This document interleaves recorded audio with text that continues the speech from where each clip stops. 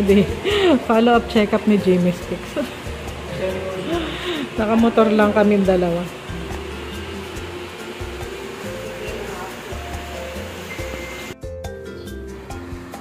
Good morning mga Mars. Aga ko nagluto ng kasi mainit dito sa kusina. Merong electric fan na ceiling fan. Pero hindi kinakaya yung init. Yung may ceiling fan naman, kaya lang medyo yung singaw niya, mainit. Tapos tong apoy, natatamaan. Ito yung ulam namin ngayon.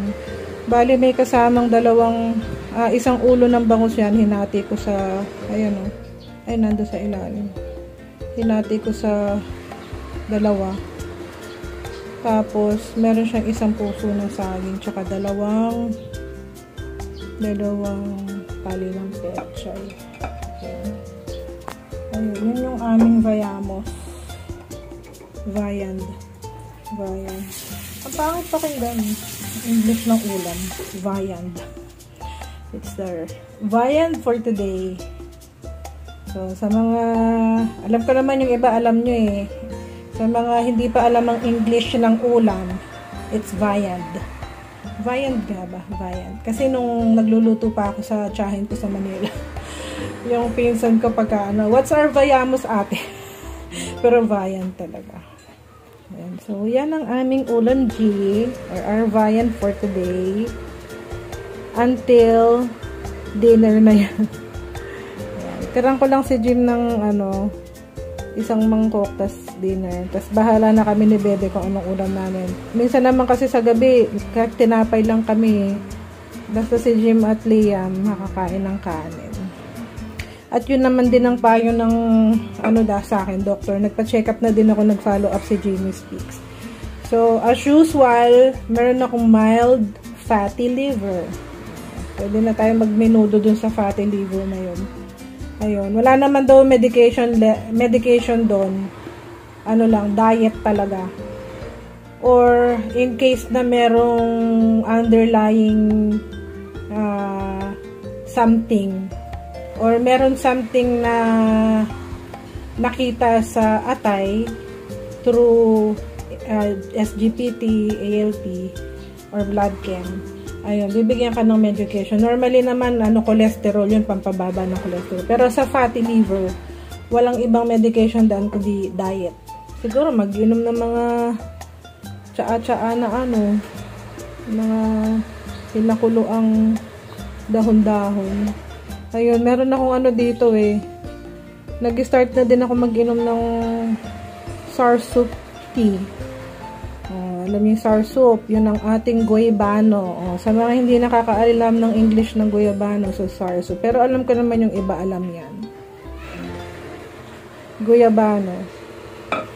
At titikman natin yung sabaw ng ating ulam.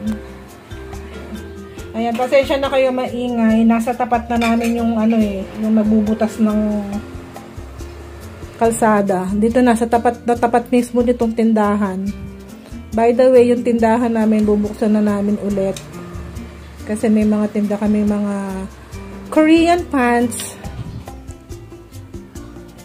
Pagkano si-share namin yung aming page. Ayun. So, lalagyan natin ng konting asin. Kasi basta lang maasim, walang Ayan. Isa pa. Sinipon ako dahil mga kalahating kutsarang asin yung nilagay ko. Tapos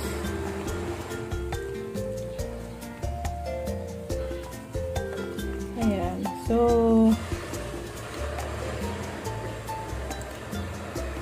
ilalagay ko na tong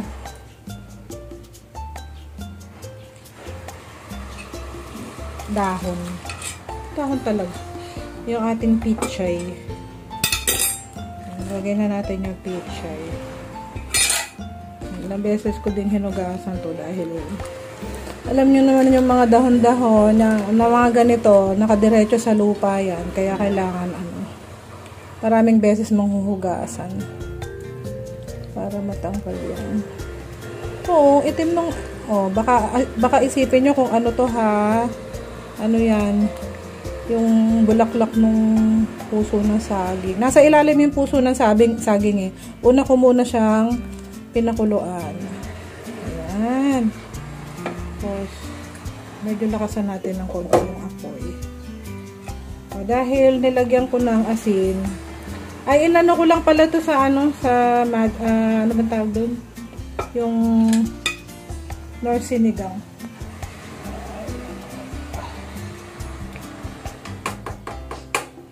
Ayan, tikman natin ulit.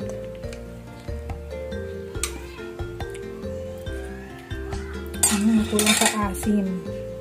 Pwede na yan. Inin na yan. Lutong-luto na yung yung isda. Tsaka yung mga gulay. So, ayan ha. Baka may mang bash na naman sa akin sasabihin, ang sarap-sarap ng ulam namin. Tapos yung Dream Squad, hindi. Hindi po alam ng ibang tao na yung pag nag-uulam kami ng ganito, siguro mga 3 araw or 4 na araw na sunod-sunod na lang, gulay, itlog, ganun yung ulam namin.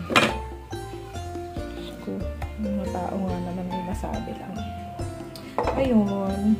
Pero syempre, mga ganong nambabash. Dagdag din yun. Dagdag engagement. Eka nga nila. Okay. So, ako ngayon ay magde-declutter ng aming aparador. Si Claire and ayun si Claire, yung bago ko na talagang Ayun si Claire, yung bago kong kasama. Kasama dito. Shout out Claire. Sama kita sa vlog ha. Ay, may yung sabaw. Ano nga pangalan ng ano mo? Mrs. Jimmy's. Ayaw nga pala. Ganito mo na lang. Ayan. May sabaw kasi baka tomato. Ayan. Uwi na siya. Ayan, tinutulungan ni Liam. Galingan ni Liam. Bye-bye Ate Claire. Kamo. Thank you so much. Nakaano pa naman si Gambin eh. Tapos na kami. Nice namin tindahan. Saan na naman galing? Ha? Natsutsut mo yung helmet ni Daddy. Halika nga. Sabi ko sa'yo, huwag ka lalabas, makakagat ka ng langgam. Pasok ka na dito. Halika na po. Yan, alcohol ka ng kamay. Naka-helmet ka? Sino ka ba? Mask Rider Black ka ba? Ha? Mag-alcohol ka. Ano ba yung kinukot-kot mo sa kamay?